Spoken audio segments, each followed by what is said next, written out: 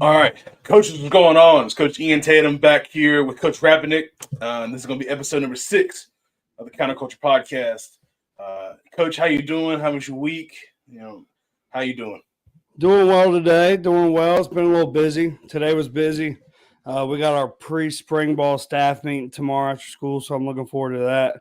Nice. But we're halfway through the week again. Now we can officially say that we're halfway through the week because it's Wednesday for everybody else watching too. So that's a Yeah, plus. yeah. Yeah, everything's good. What about you? Man, hump day, just got back from church and then, getting on here with you is kind of like breaks the week up in Yeah. half and kind of downhill from there. And, kind of looking forward to the rest of the week. But uh, next week we start on Thursday because we have teacher work days Monday and Tuesday. Mm-hmm. So Wednesday we'll get back, and then Thursday I start meetings with my O line. So really jacked up and happy for that. We're gonna go for an hour. So I'm thinking about doing 30 minutes in my classroom, 30 minutes outside.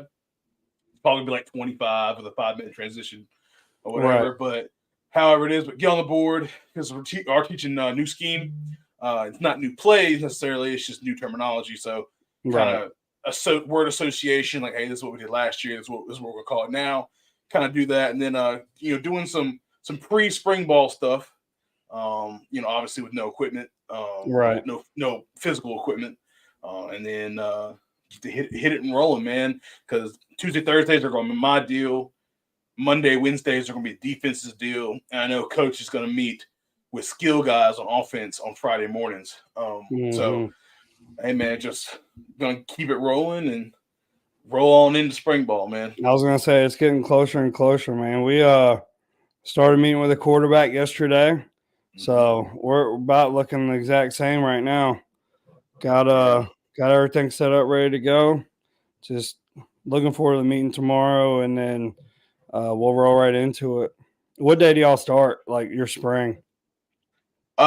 Shoot, he sent me the date. I have my thing. It's May. Hold on, I have it on here. When do y'all start y'all's? April 15th is our first day. Oh, it's Um, April. Shoot. so we get out. Okay.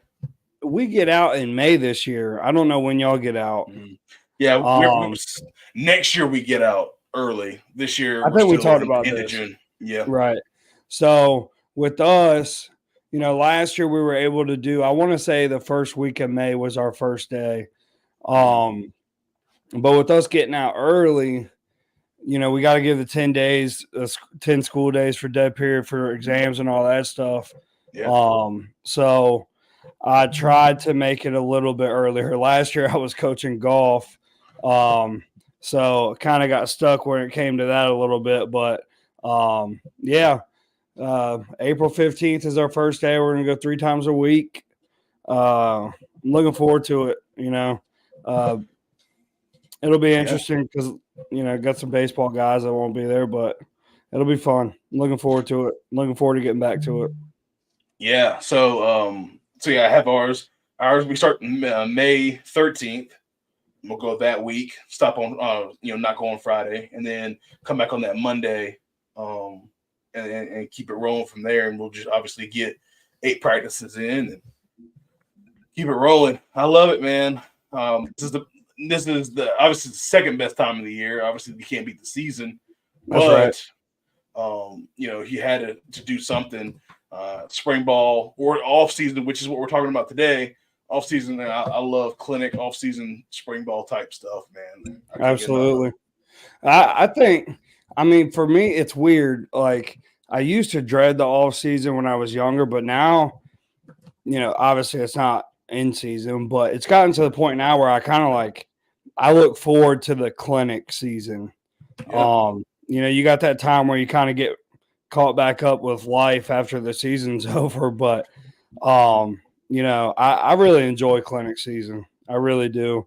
Learning how other people do things. There's a lot that we learned, and this past weekend that we're talking about doing. So I'm really looking forward to kind of getting some of that stuff going, and showing it to our kids. We talked a little bit of the new stuff with the quarterback yesterday, so it'll be fun to see kind of how they handle all the stuff that we learned. So it'll be a good time. Really looking forward to it. Yeah. Before we get too far into it, I'm just posting the link out everywhere pretty much. Before we get into it, guys, I just want to talk a little bit about, and this is, I mean, they're the people that we're going to talk about really, really gracious to sponsor us. We're going to talk about Sports Workbook. If you guys don't have Sports Workbook, I don't know what you're doing with your lives. Really good guys. Coach has got his. I got mine. They detail it up for you. My Coach Tatum, Coach Rapid, they got our logos on them, all this type of thing. So, Sports Workbook is really good people, especially when you work in the like they have different types of books. And you work in the off season. I'm just going to share my screen and kind of that'd be a lot better way, huh? So I just kind of have their philosophies like that, their goals to bring organization to every staff for all season long. One of these books to assist you in scouting needs and even for your off-season learning. You can customize them. Like I got on this picture right here. Yep. So this is their off-season notes and clinic book. You have your, as I call it, square and four circles. Your offensive line right here. You can put your notes on them and some things like that. You have your hash marks on one side. This is just a whole notes. You just write down all your different stuff, just lined paper. And then over here, you can what do you want? 8-man hashes, regular. You can send them, your link to your logo, name on the color, hashtags or slogans that you have, your Twitter handles so they can reach out to you, all those things, man. It's super, super customizable. It's not just for football. They have all these different sports. So I definitely recommend go and hit up Sports Workbook. They're really good guys. This book is $20. It's very, very detailed. Like I have notes on notes and notes in this thing, and it's just really easy when you go to a clinic and really when you're just sitting around, wherever, in the back room, at the end of the night, which we'll get into a little bit here in a little bit, Coach Rapinick and I, when you're sitting around just talking ball with coaches, you can kind of pull that out. If you don't have a whiteboard accessible, you can kind of pull it out and you can kind of just draw up whatever you want to. They're really good people. So definitely hit them up. Sports Workbook. They're on Twitter. You can just contact them, and they're really good people to work with. So I want to give them a shout out while we're sitting here. I forgot to last week, but go ahead and get that in right now. But yeah, Coach, kind of talking about off season and more importantly, off season development, off season learning as a coach. What value do you find in that? How important do you think that is for coaches to make sure you go to clinics, or if it's not clinics, watching YouTube or these Google Drives that some guys have, or CoachTube or whatever you can find, Glacier Drive or whatever. Right. Yeah. I mean, for me, I think you kind of look at it two ways. Number one, you go to a clinic, obviously you're learning, finding ways to improve your program. And two, it's almost, I don't want to use the word morale, but it helps your staff out too. That time that you spend where, it's all day in sessions, it's, in the evening, and you're going out to eat together and you're just talking and, stuff like that, whether it's football related or not. I think that's big for every staff. The thing that I really like about it, for us is I'm not from Perquimans County. 2-3 of my coaches are. And there's times where we talk life and things like that. When we're just walking out to practice or whatever the case is. But, I want to know how those guys are and stuff like that, how they do things and, whatever the case is. And then what it was like growing up in Perquimans County. So, to me, not just the knowledge of football that you're gaining, but also on top of that, the time that you spend together. I think it's pretty invaluable. But if you're somebody who's not able to go to clinics, I think it's, YouTube, CoachTube is great. Another one that I look at a decent amount is Throw Deep Publishing. Mhm. I don't know how popular they are, but I've gotten a couple different things from them, and it's really, really well laid out. There's always diagrams and video and things like that. But, we talk about it all the time, how important it is to continue to learn as coaches. And, I think you got guys who kind of run older schemes. But to me, that doesn't necessarily mean that you have to, like, you can't go to things like that. I always try and get in sessions that are a lot of different things, not just offense. I think we talked about it the first episode. Go watch defense guys, go watch special teams, go watch culture. One of my favorite sessions from last weekend was the one about community engagement. Yeah. So, to me, that kind of stuff is really, really important, because I think there's always going to be something that you can learn from other people, obviously. They say coach is a copycat deal. So, I'm taking plenty of the things that I learned this past weekend and using it. That's for sure. Yeah. Like I said a minute ago, I'm huge on clinic off-season stuff. It really is a morale booster. It really is a coaches bonding time. Even if it's not even on your own staff, Right. huge networking. I know a lot of guys are like, oh, I'm not a big networker. I kind of just stay in my lane, and I can listen to my sessions and I dip out. Like, there's nothing wrong with that at all. Right. I am naturally an introverted person. That's who I am. I would just assume come home and sit on my couch and watch ball, or get ready for my lessons the next day at school. That's right. Or hang out with my wife. So there's nothing wrong with that, but I had to come into a realization like, hey, if you want to move up, or you want to just get to know people, or you want to learn, you better open your mouth and talk to some folks. And so I think definitely doing, my channel has helped with that. I definitely think that reaching out and making friends with other coaches, and surrounding myself with great people. Like, I love the picture we took, you, me, and Coach Trotter. I love it. And there was more people, that just at the end of the night, it was, kind of us, buddies there. But definitely have your network of people that you can lean on, you can trust, because then you necessarily might not have to go to a clinic, but the clinics are great.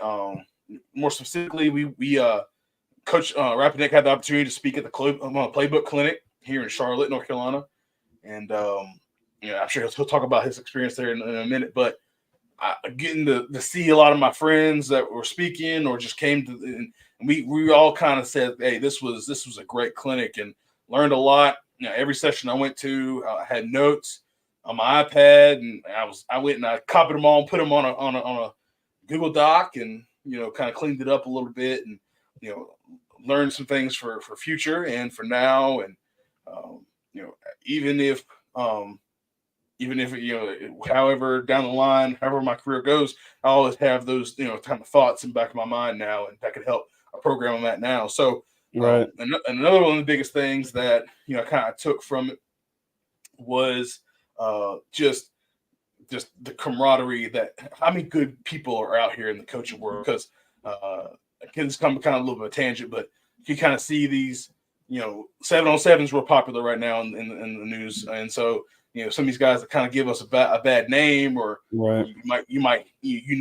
everybody knows a coach that's a dick, right? So but to know that there's great guys out here that you can lean on and talk to and collaborate with is awesome. And if you're not getting better, you're getting worse. That's what we teach our kids.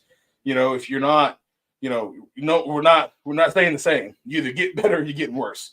And so we got to do the same, having the same mentality. Got to keep pushing, because I don't like the word grind, because that gets it's almost like culture now. It's a buzzword that Right.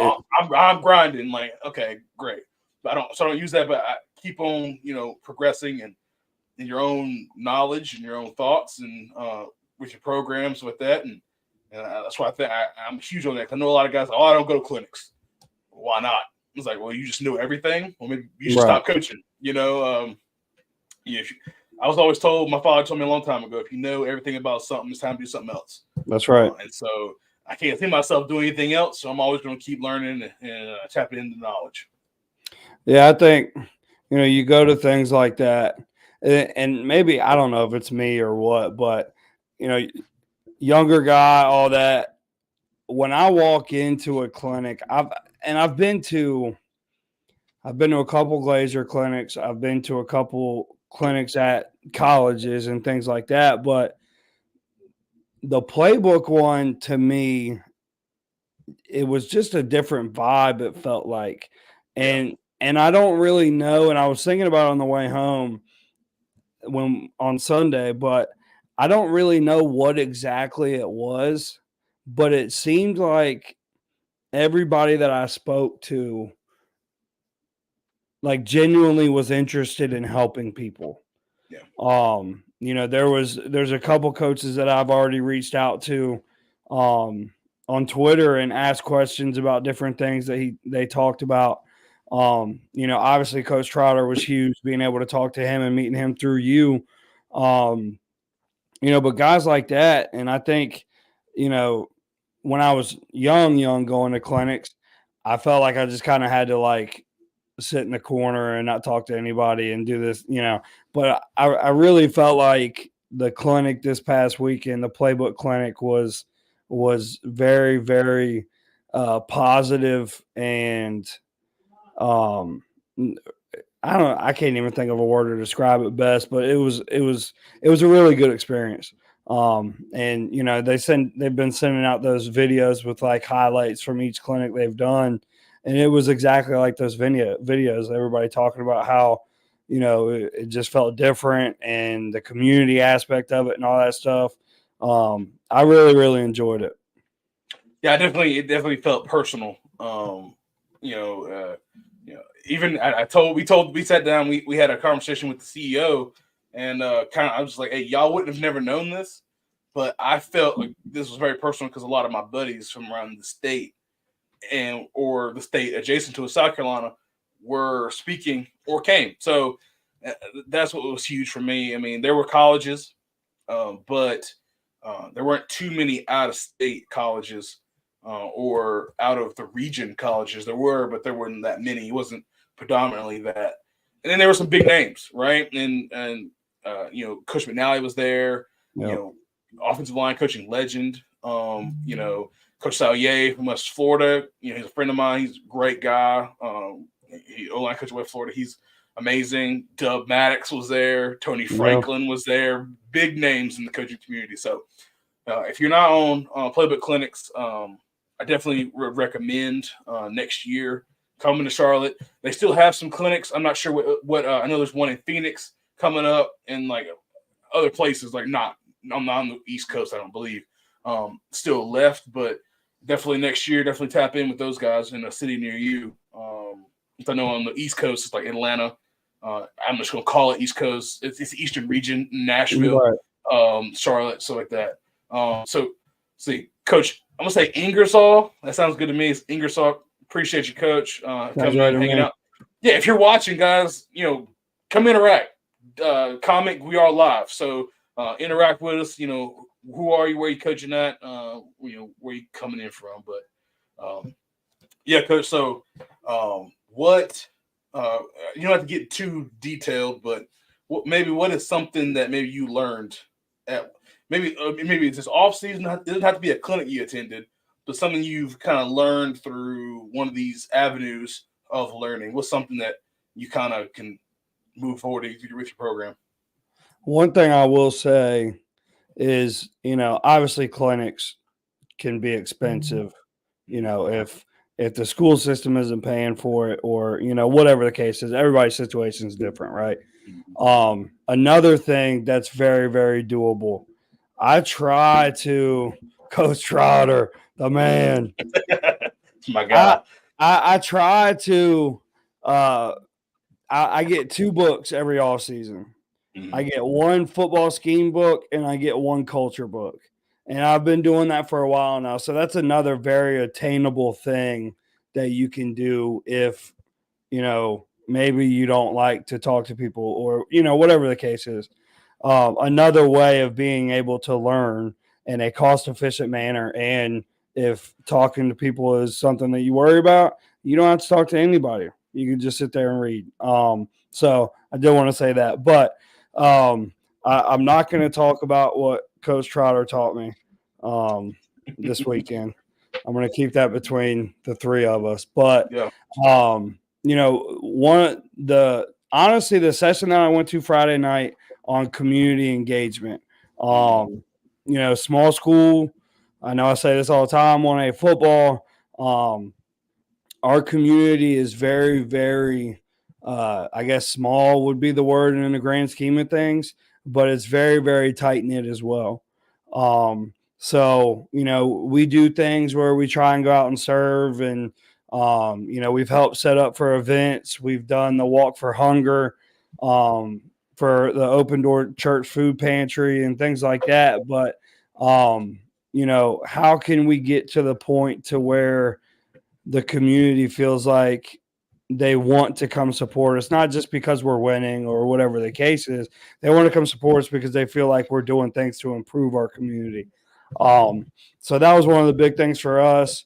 I think, my staff in general, that's one of the things that we've made a big point of, trying to make sure that we can do things to help and be, a program that the community feels like they're part of as well. So, we're trying to we're getting everything set up to be able to do a youth camp for free. So, I know that's something that a lot of people do, but I've just never done it.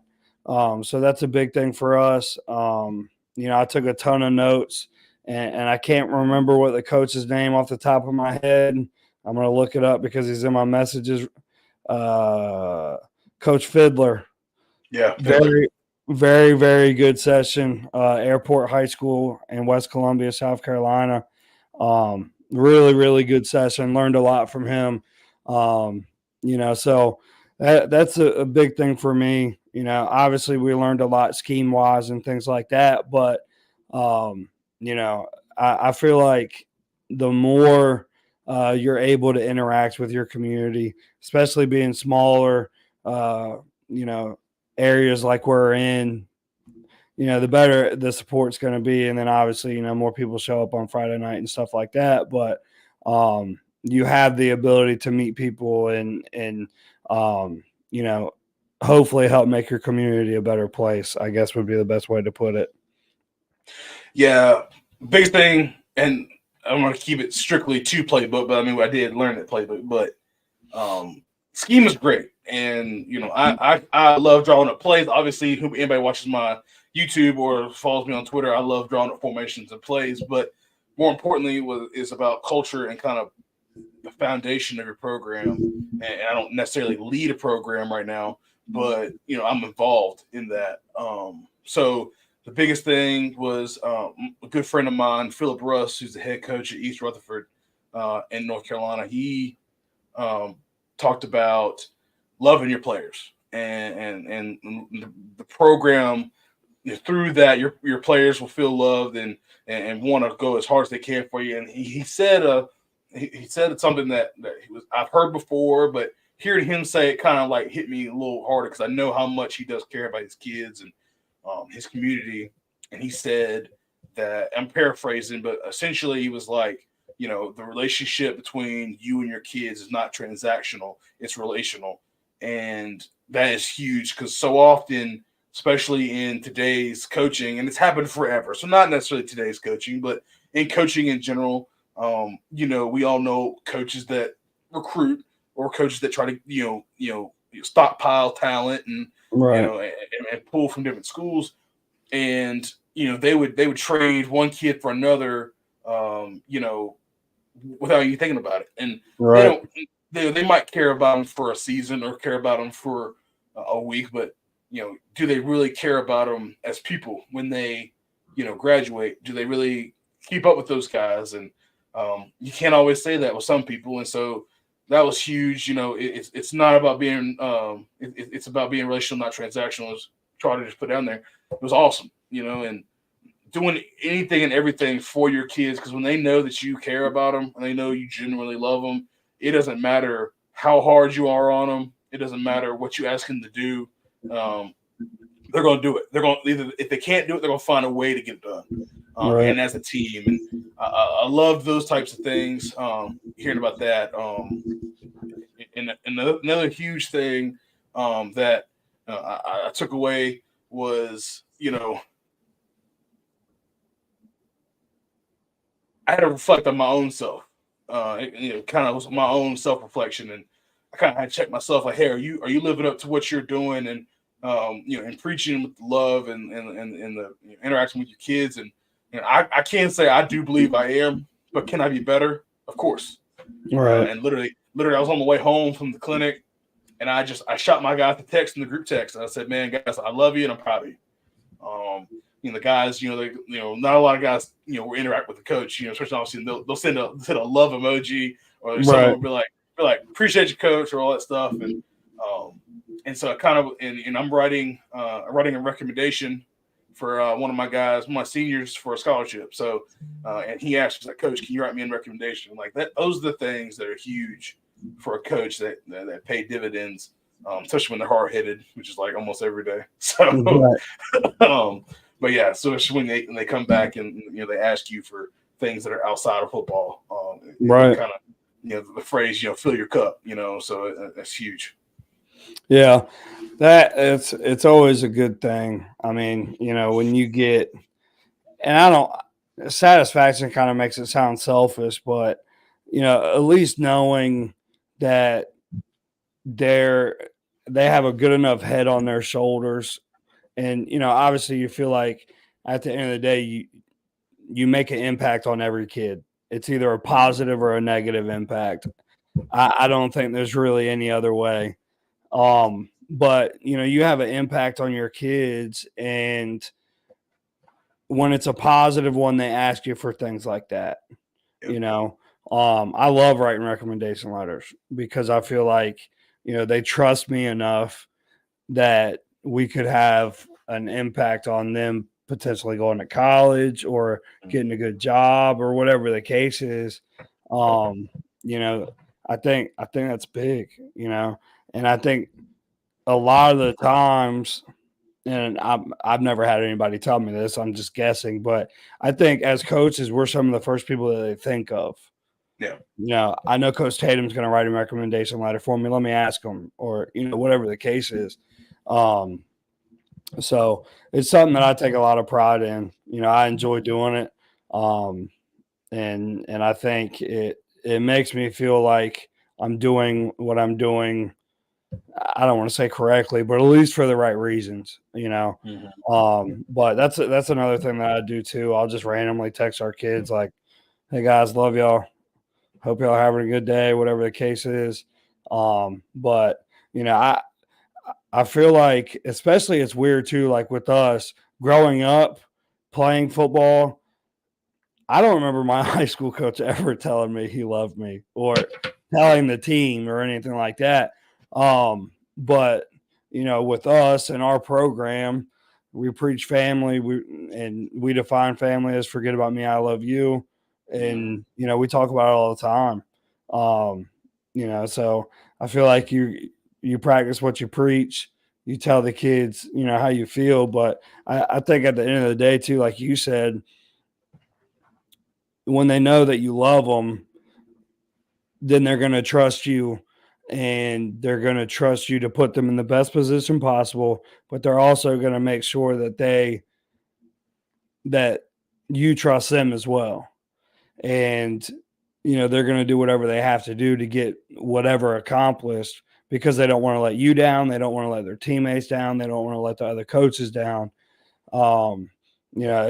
To me, it's a pretty powerful thing. In my opinion.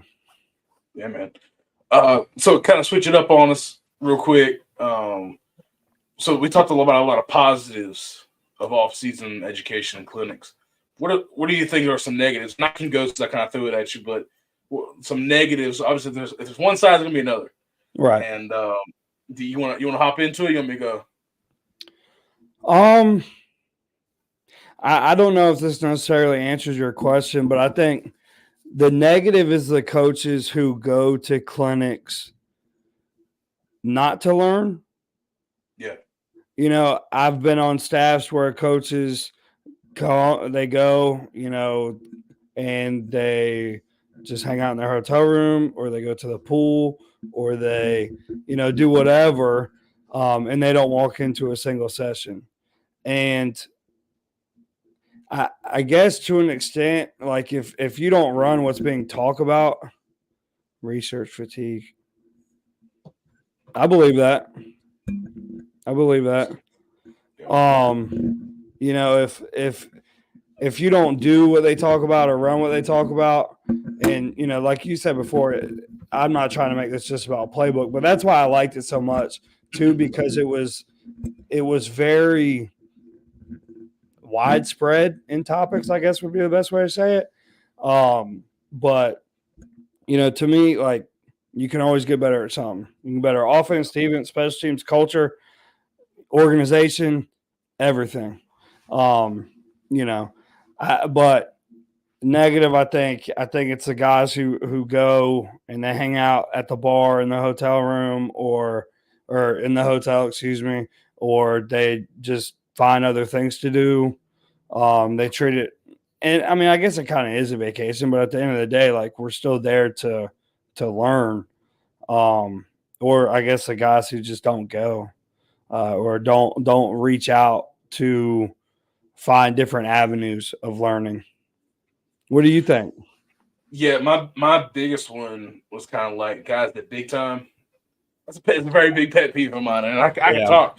That could be a whole new podcast. I could go Yeah. on to spills and you know, and so the thing is, like, I don't understand what is the point of going to a place and then somebody tries to reach out and tries to talk to you, and then you kind of like talk to them for 2 seconds and then kind of move on, you know.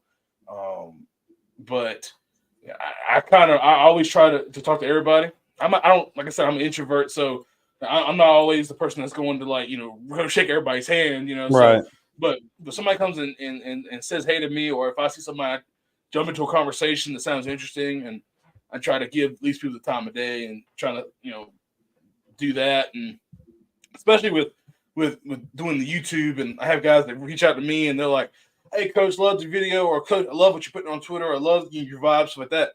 Like, if you don't respond or you don't, you know, care, like who are we? Like, who am I? Like, Right. I don't do that as, you know, I don't do this for clout. I do this to help, and that's genuine. And so I always try to reach out and respond, or shake a guy's hand and kind of talk to him and stuff like that.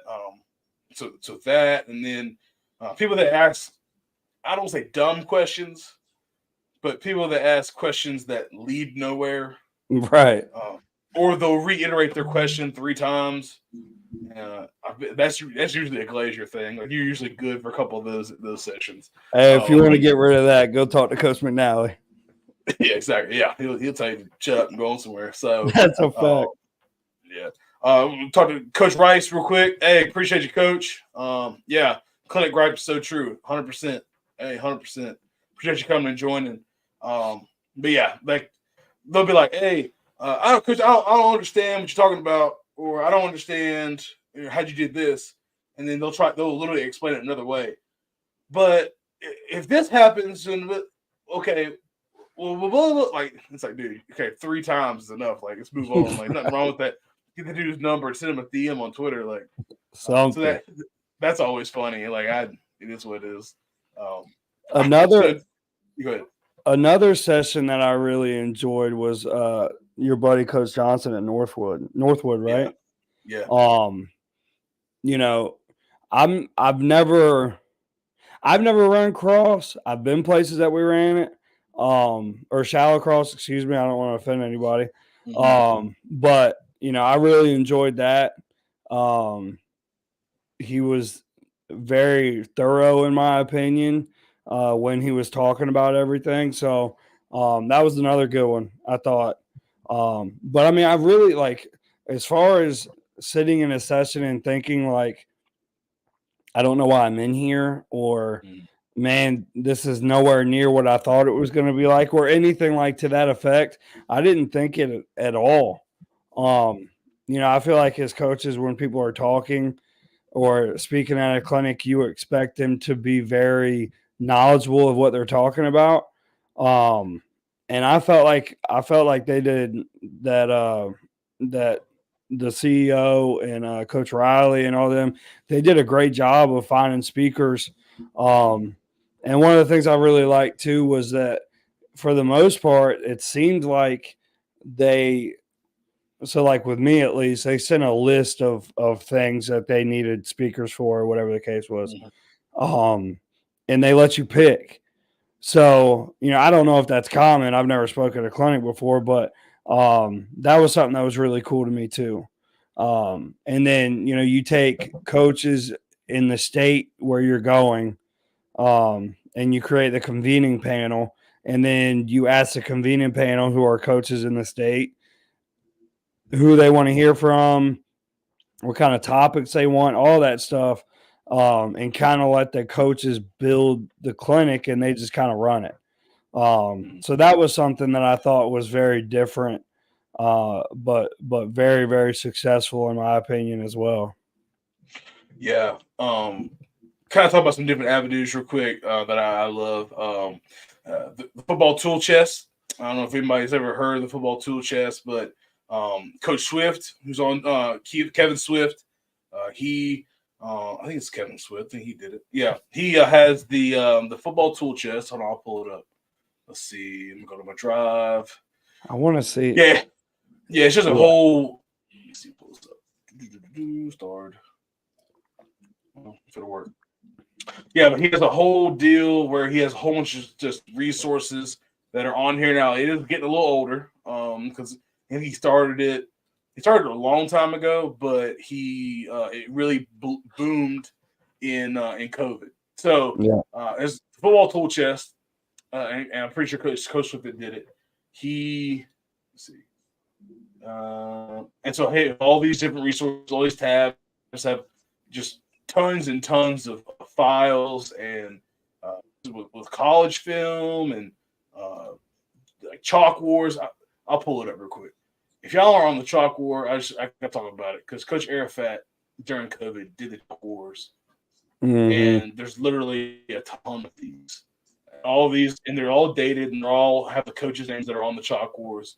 And it's just coaches going back and forth, offense and defense, and lining up and doing plays, and they would call it. It's really, really awesome. So that's just one example. That's just an off season, and then they have like an RPOs tab, practice plan, strength and conditioning, offensive line, defensive playbooks, drills, more playbooks. There's one, I can't remember where it is, but basically it's like all the like files you would ever need, like practice scripts, Mm-hmm. recruiting files, all those types of stuff you'd ever want to need as for building a program. All that's in that file. So definitely reach out to Coach Swift if you would like to get on to the football tool chest.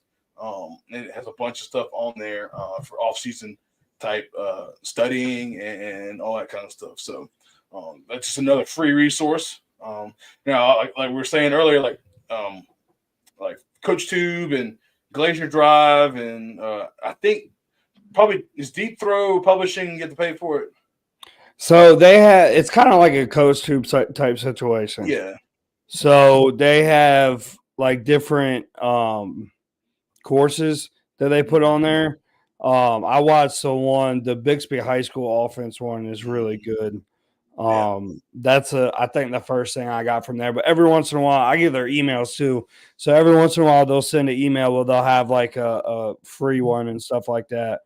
But another Google Drive also, uh, I don't want to butcher his name, Coach Grandinetti at Yeah, Jack Grandin Eddie. Britt Dude, in Coach North G's Carolina. my guy. G's my guy. I've never met him, but another guy that really blew up during COVID also was Yes. him, and he was doing the virtual clinics and things like that. And on his Twitter, he has a link to the Google Drive where all those are saved. And I feel like since so much changed during COVID, there's so many of these guys who are doing, including you, these virtual clinics now, and then putting them out for free. And to me, like there's really no excuse now to not be able to go learn something. There you go. There's G. So Yep. Grandinetti, the Google Drive right there. Click on it, and literally it's all his A bunch of them. So right there, defense, culture, general coaching, special teams, all this stuff, really good stuff. Yeah. Shout out to Coach G. I was talking to him a couple weeks ago. We were talking about he was training some offensive linemen and was asking me some stuff. So shout out to him. But yeah, there's literally so much free stuff. Right. And I'm not gonna get on a soapbox, but my clinics will always be free. My stuff will always be free because it was all free to me. And I don't know anything. I didn't invent anything. I'm as dumb as most people. So I replicate them. I know what I like, and I try to just make it simple for my kids to understand, and it's worked. And so I'll never, brand football. Like I'll brand myself, but I'll never brand football and try to sell. I mean, guys that do that, it's up to them. Good for them. But yeah, it's free. So like my clinic, I tweeted out the 3 clinics I did, my 2 offensive line ones and my offense coordinator one. Tweet out the playlist today. Like, hey, like make sure like it's what we did last year in the first O-line clinic is still good today. And a lot of people might not even know it. I have more followers on Twitter that might have never seen it. So I tweeted out, hey man, go check it out. I mean, literally between the 3 of them, probably so one was 12 hours, another one, I'll tell you, I kind of want to pull it up and kind of make sure I get the exact numbers. Let's see. Coach Trotter, happy birthday to your daughter. Shout out. You're the GOAT. Gotta leave, but enjoy the clinic. Yes, sir. Appreciate you. So here we go. So my first one was 12 hours. Second one was 12 hours, so 24. And the third one was 10. Okay, so that's 34 hours of content you can go and watch for free. For free. Coaches pouring out. And it's really awesome that they did that. There's a goofball on the first one too that talks about counter tags. Amen. So if you want to go check that one out, it's on there too. Yeah, it's like stupid. I think I cut up the first one, and it took me so long, and so I was like, yeah, I'm not doing that again. Sorry, but yeah, I cut up the first one. There it is. Boom. Hold on. And I ran out of time also, so if you'd like to hear the rest, just let me know. Yeah, just hit up Coach. There it is. Boom. Yeah, God, how long ago was that? Oh, let's see. That was Let's see, I uploaded it. Where you at? There you go. March 24th last year. So that was a good day though. A lot of really good stuff that day. It was, dude. I feel like, what? Isn't that a lot of work? Yes, but I mean, for the most part, I'm just kind of keeping things transitioning, and I'm learning ball the whole day. Like I was gonna say that it's got to be a long day. It is. I'm sure it's fun too, though. It is, but the thing is, like, we're doing another one. I mean, it's not private. I mean, my second OC clinic. I'm not sure what weekend it is. I haven't put out anything about it yet, but it's not gonna be as long. It's gonna be 8 to 5 instead of 8 to 8 because I'm not doing another 12-hour one. Understood. So it'll be an 8-hour one. But so yeah, that'll come out soon. But yeah, I love it, and the feedback I get is so good from everybody, and oh, please do another one. And I'm like, well, yeah, I love doing it, so why not? And it lets me interact with new people, and sometimes I have repeat people, and I keep it rolling like that. But I think I missed it. Go ahead. No, you go ahead. No, I was gonna say I was gonna get into the question for the week, but But yeah, I think I think I you were missed at the OC clinic last year, I think. So I'm looking forward to that one. Definitely yeah, gonna have man. to be at that one. Yeah.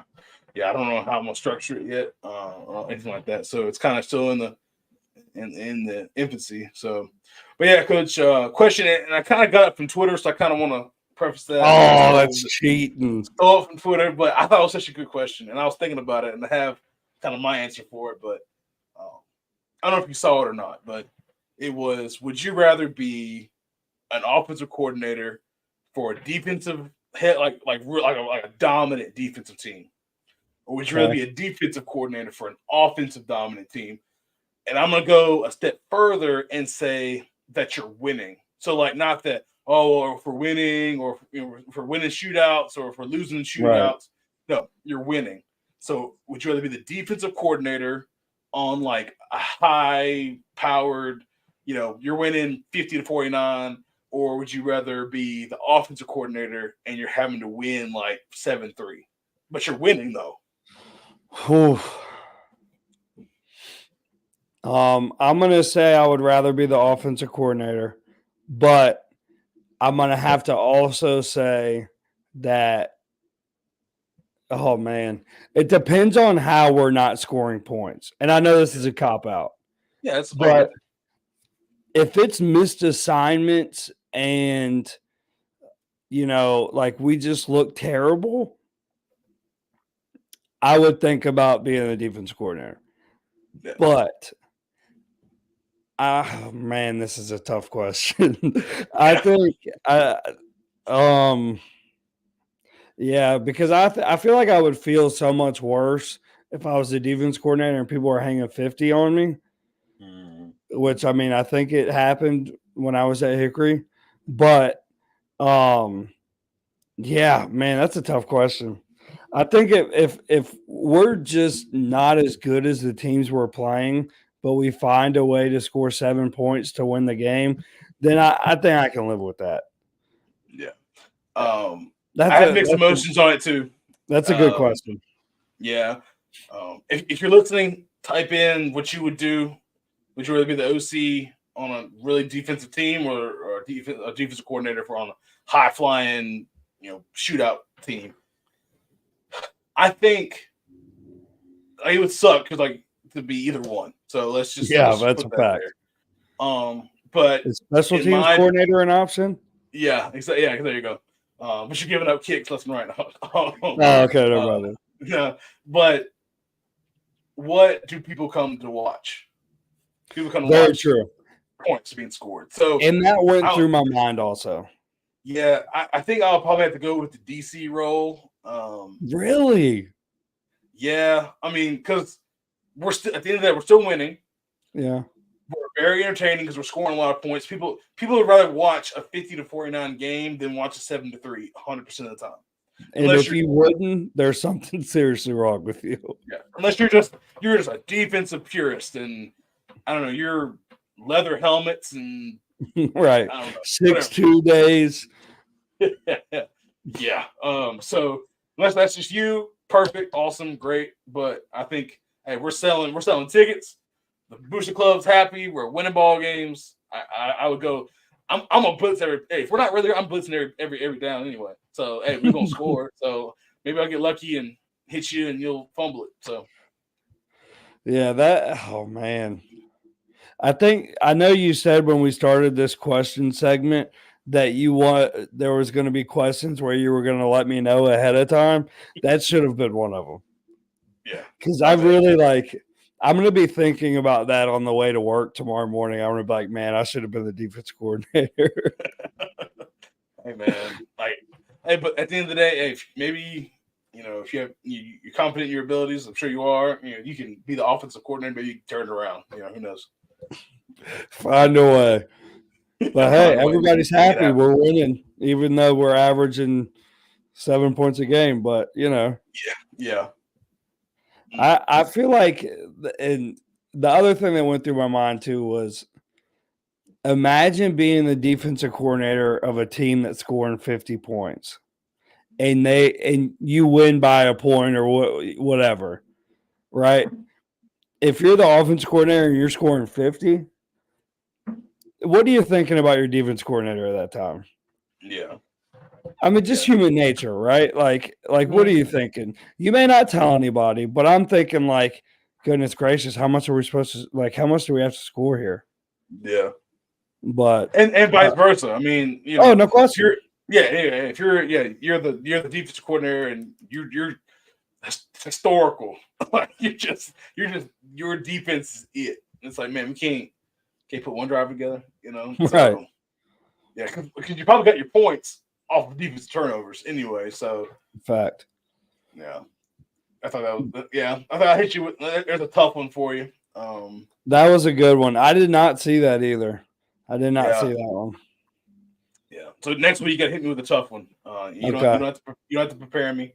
I also thought that it was supposed to be non-football related, so I'm going to start getting into football stuff and really keep it. You are 100% right. I totally forgot, and that is my fault. It is supposed to be non-football related. No, that was a good question, though. That was still a good question. It's like philosophy. Yeah. It's not necessarily football. Depends on how you look at it. Just the example was football, and then kind of like, which one would you rather do? Which one would you rather suck at? I guess.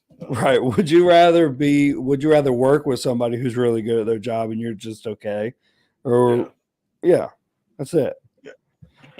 That's awesome. Yeah.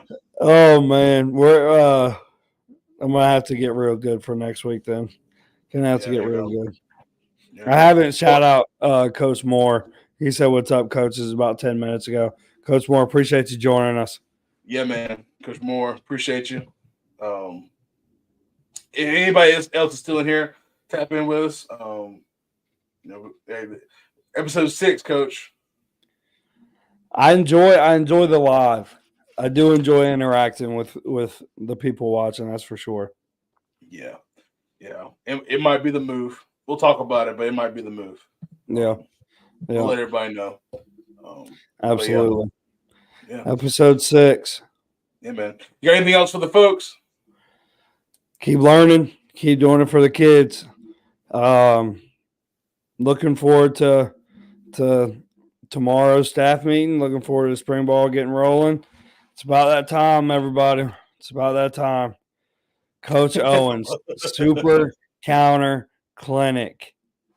The man, basically, if you ask him, he invented the super counter. And I'm not going to lie to you. I will admit I got it from him. Yeah. I did. Appreciate you, Coach. Saying love the show. Hey, we appreciate that support. He always says, if you're even, I got 3 leaving. There you go. It's that simple. Yeah. Don't overthink it. We do that as coaches. We overthink it. That's a fact. I know with this, I'm about to extend the podcast a little bit, which this is free for y'all that are watching. I saw. Do you follow Coach Vass on Twitter? I do. Okay, so Vass was saying, which I would love to get Vass on. That would be huge. But Vass was saying something about draft evaluators. We're talking about Marvin Harrison Jr. and trying to poke holes and stuff.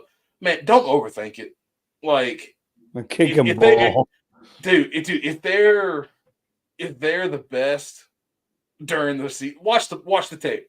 I don't care what they do next couple weeks in pajamas out there on the turf field in Indianapolis. I don't care. Like, he's gonna rock out. Like, Marvin Harrison Jr. is going to dominate or whatever he does. But don't get lulled to sleep by somebody running a 4.5, 4.6 40. That's fast. Watch the tape, because we just fall in love with what's the next. Hey, the combine's next, or the interviews they have is what's next, and so we forget what happened the last 3 years plus in college. And like Caleb Williams can play football. Like, I don't want to hear.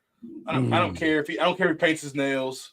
I don't care if he cries, all that stuff. Dude, he can play ball. Like, don't overthink it. Like now, if he's a bust, all right, I'll say he's a bust. But the thing is, since he came in the Red River rivalry, and beat Texas coming back, everybody said that every draft evaluator, every coach has said pretty much, unless you're just a hater, you have said that this dude's going to go number one. Don't overthink it, Chicago. Don't overthink it. Draft the dude. Let the chips fall. Same thing with Marvin Harrison Jr. Find out who you love, and then just draft them. Don't worry about all these people just trying to generate clicks and stuff. Caleb Williams, man, I don't know. I mean, don't get me wrong. He's a baller. Yeah. Like, the things that he can do with a football is amazing. But Baker Mayfield, and yes, he had a good year this year. But Baker Mayfield, and I'm not comparing them to, but that's what I kind of think is like Baker Mayfield was really, really good in college. Yeah. Got to the NFL, struggled. So maybe he's going up now. But I mean, Caleb Williams can't roll to his left and throw the ball back across his body like, a million yards. So I will give him that. Yeah. But I don't know what it is about him. I just feel like it could go either way right now. I don't know. And with the NFL being more similar to college and, the old NFL, it'll probably help him. But yeah, I think he winds up in Washington. I think he goes and plays for Cliff Kingsbury. And they're throwing the ball all over the place. Yeah, man. Yeah, it's a little bit of a tangent right there. Hey, don't overthink it. But yeah, yeah, go ahead. They're in love with Justin Fields in Chicago, so. Or at least they're saying that to try and just up his stock, but who knows? Yeah, I mean, I feel like you have two ways of going. You take the best player, or you take the best player at the position that you need. Mm-hmm. They kind of need both. Yeah, 100%. Well, guys, that was episode number 6. Like Coach says every week, make sure you're coaching for the right reasons. You're helping these kids, man. That's at the end of the day. Plays are cool, clinics are great. Getting on here with your buddies, networking is awesome, but it don't mean a hill beans. You're not pouring into your kids and showing them the right way to do things and trying to build character and mentoring these guys. Not just through the game of football, but off the field as well. So make sure you're doing that and love on them a little bit. But for Coach Rapp, I'm Coach Tatum. Make sure you like, comment, and subscribe, guys, and follow the Twitter page for the podcast. It is CTR Culture Pod on Twitter. Make sure you do that and share it with everybody that you know. This will be live. This will be on the live tab of the Twitter. You can go and share it. I'll probably share this tomorrow morning, just on my Twitter and the podcast Twitter as well, just so the replay is there. But for us, guys, we'll see you next week. And as always, hey, run count. Just do it. Just do it. Every way that you can, do it. Yeah, man. Y'all be good. Night.